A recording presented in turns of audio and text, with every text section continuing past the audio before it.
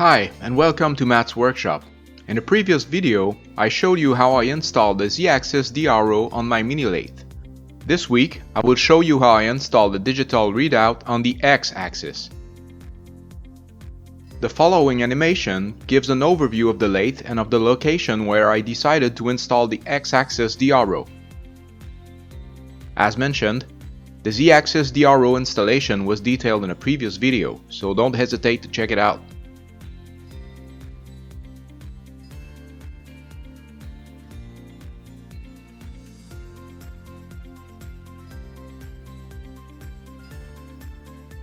The first parts that I'll be working on are the Xaxis back and front plates. These two plates are designed to hold the DRO scale on the cross slide. Off camera, I have prepared a rough cut of both parts using a 1/4 inch thick aluminum plate. To lay out these cuts, I used a 1:1 scale drawing based on my CAD model. The first step in making these plates is to face out the longest edge. The purpose of this is to remove the rough face left by the bandsaw cut and to create a good reference surface for all the measurements.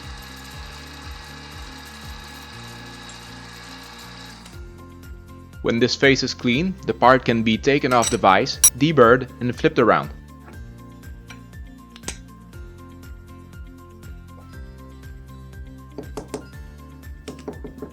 Then, it's just a matter of bringing the opposite surface to final dimension. Off camera, I have previously set a 0 on the jaw of the vise on the Z-axis. This makes it very easy to bring the surfaces to their final positions.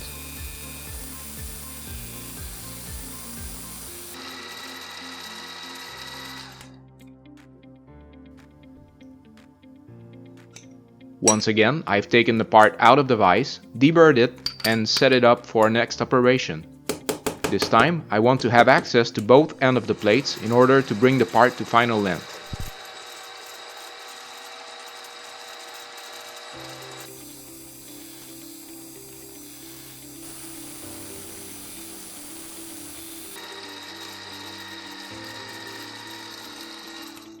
With each side of the plate to its final dimension, it's now time to drill the two holes that will hold the plate on the cross slide. I start by positioning both holes with a spot drill, and then I enlarge them to their final size with a proper drill bit.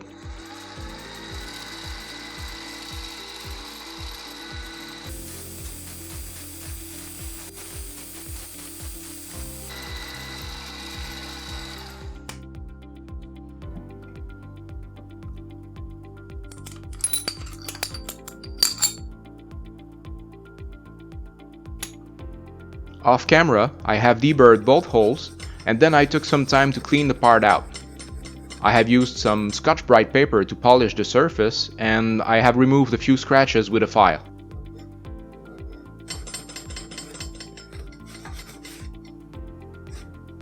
Since both the front plate and the back plate are very similar, I did not show every steps of both of them.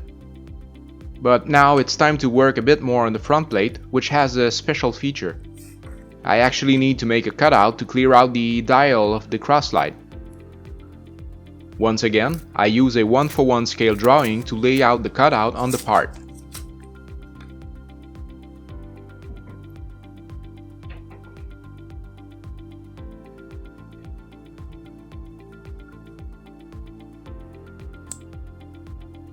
Once the cutout was traced on the part, I decided to simply use a file to bring it down to size. It's a pretty simple operation, it doesn't have to be very precise, and I find it much easier to do it this way than to try to set it up on the mill. A little finishing touch with some Scotch-Brite paper, and the result looks just fine to me. The final operation that I need to do on both of these plates is to drill out the thread that is used to fix the DRO scale underneath the plates. I start by finding out the center of the plate using the edge finder, and then I position the hole with the spot drill.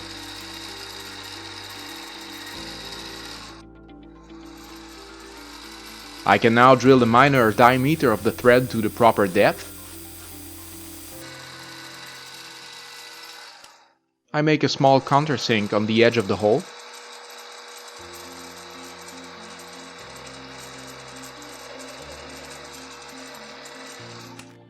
and then I tap it.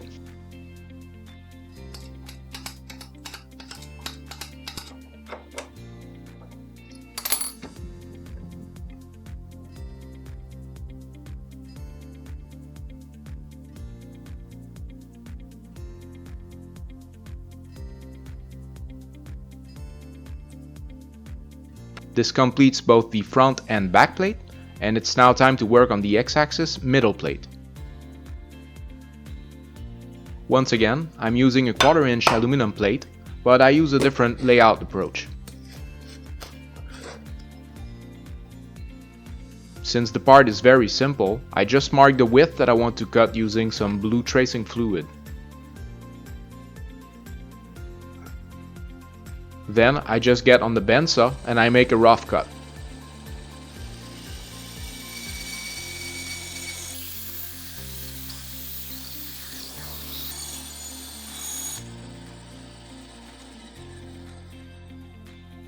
I now set up the part in the milling vise and I clean up the first face.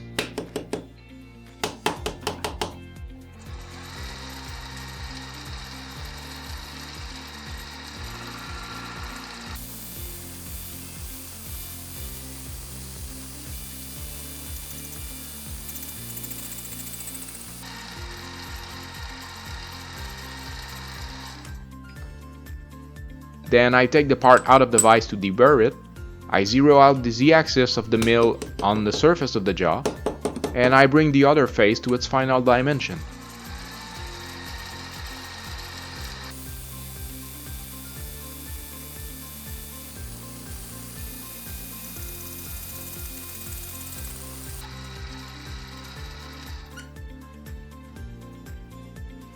Then it's time to work on the length of the part. Since the part is shorter than the jaws of the vise, I will need to do this in 2 setups. I start by squaring out the first end, then I flip the part around, then I cut the other side and make sure that the length is okay with the caliper.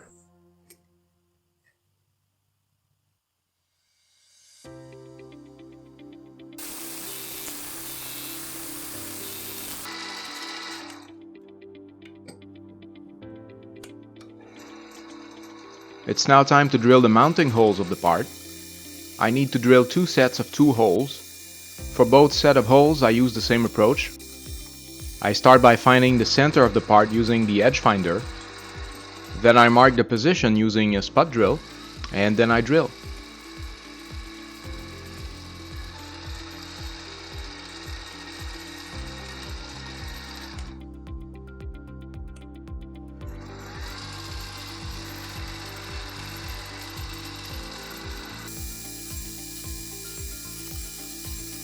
The first 2 holes are simply going through the part, and they are very simple to do.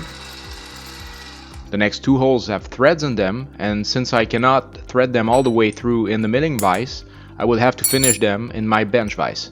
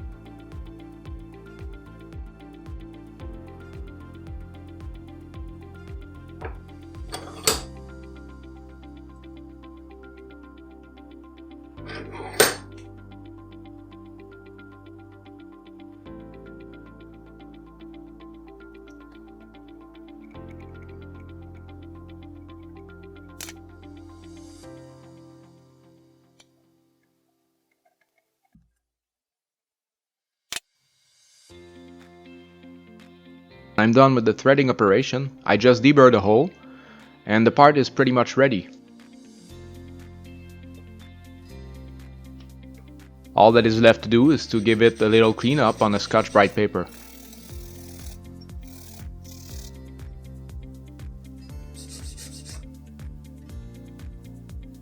It's now time to work on the last part that I need to build, which is the X-axis bracket.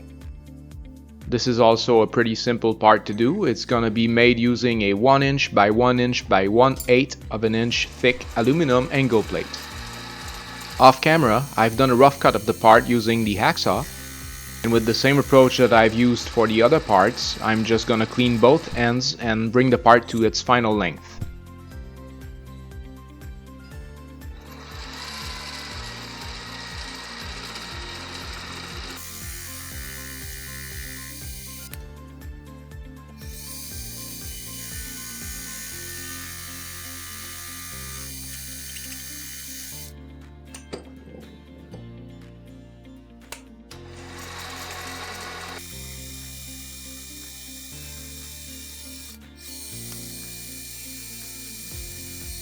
Once again, on this part, I need to drill 4 holes in total. The first 2 holes that I'm doing right now are the ones that are used to fix the plate on the DRO reader.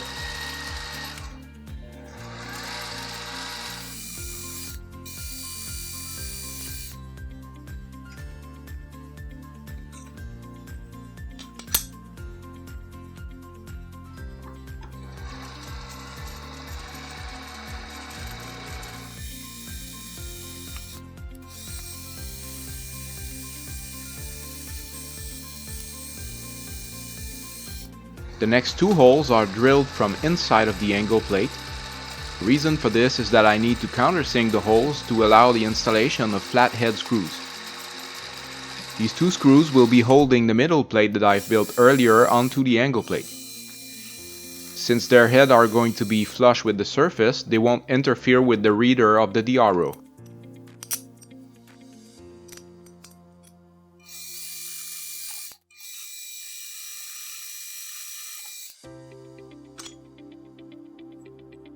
The side of the angle plate with the countersink holes is a little bit too long, and I need to cut it. To do so, I roughly cut the part in the bandsaw. Then I bring the part back in the milling machine to clean up the surface and bring it to its final size.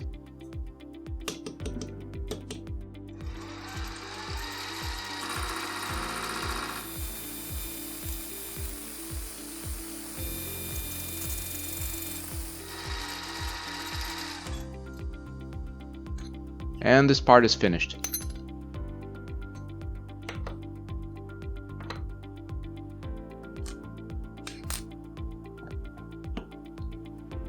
I can now fix those 2 last parts together using flathead screws. And I won't need to remove these parts frequently, so I use some thread lock on the screws to make sure they stay in place.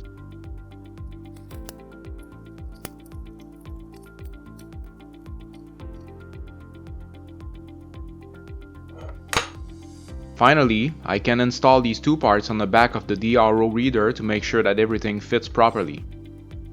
If you look carefully, you will see that I actually made a mistake drilling the first set of holes.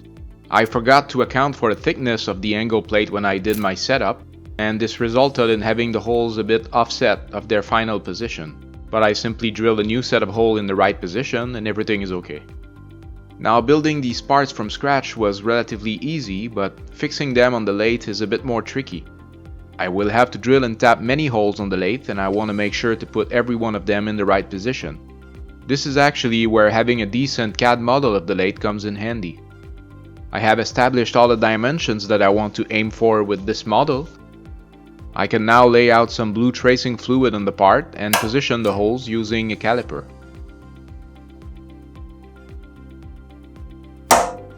Every hole is done the same way. I start by tracing them, then I punch them, and I use a spot drill to start the hole. Now, it's important to note that I will actually drill holes on both sides of the saddles because I want to be able to mount the DRO on either side.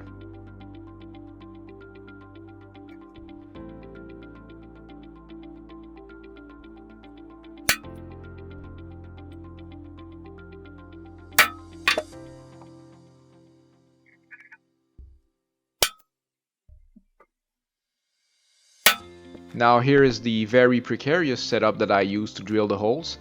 It's definitely not ideal, but I wanted to make sure to drill these holes as straight as possible. To help control the depth of the holes, I have placed some electrical tape on my drill bit. I want to make sure not to drill through the part and damage the bed of the lathe. Now that every hole is drilled, I've taken the lathe back down on the table before I break anything, and then I quickly deburr the holes before manually threading them. Since the holes are not going through the part, I want to make sure to have threads as long as possible. So I'm gonna use a finishing tap to cut complete threads as close as possible to the bottom of the hole. I then wipe off all the ink I've used to trace the position of the holes. And the saddle modification is completed. Now it's time to go work on the cross slide itself. Again, I need to drill and tap 2 holes on each side of the cross slide, so I use the exact same approach as I've done on the saddle. Although now that I have a single part in hand, it's much easier to set it up properly on the drill press.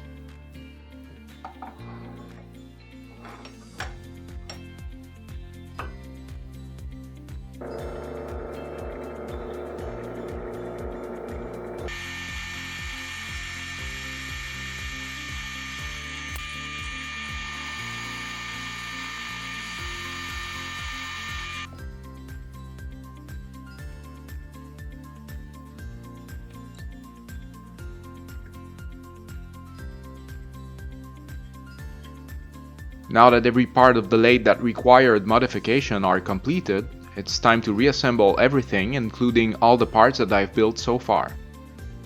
There's only one part that I haven't done any work on yet, and it's the DRO scale. The reason for that is that I wanted to make sure to cut the exact length that I needed, and I didn't want to rely only on everything I've drawn on the CAD.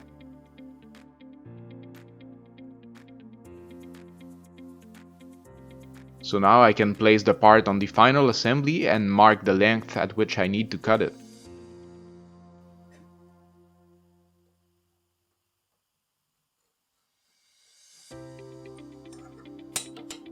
I can now take the part at the bend saw for a rough cut at the final length.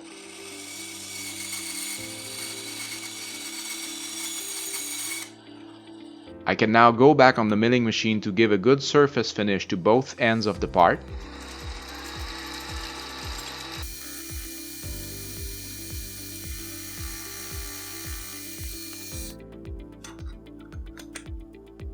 And I can also position and drill the 2 holes that will be used to fix the part in place.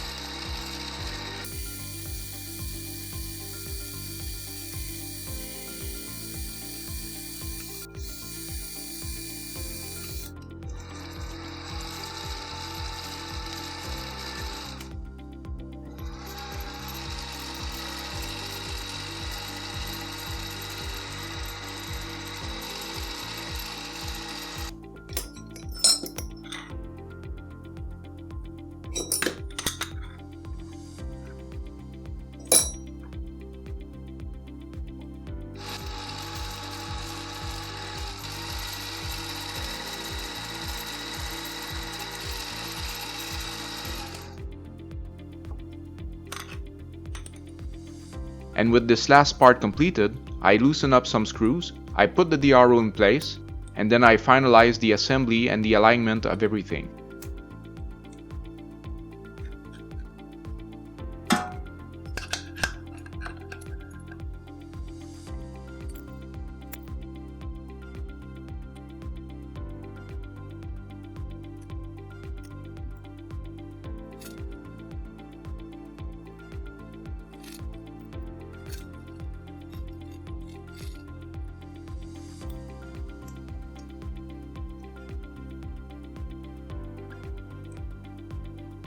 A quick test run with the display connected confirms that everything is working just as expected. And this completes this project for now.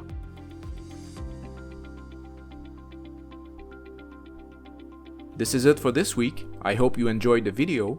Please feel free to comment and share, and if you want to see other videos like this, please subscribe. Thanks for watching.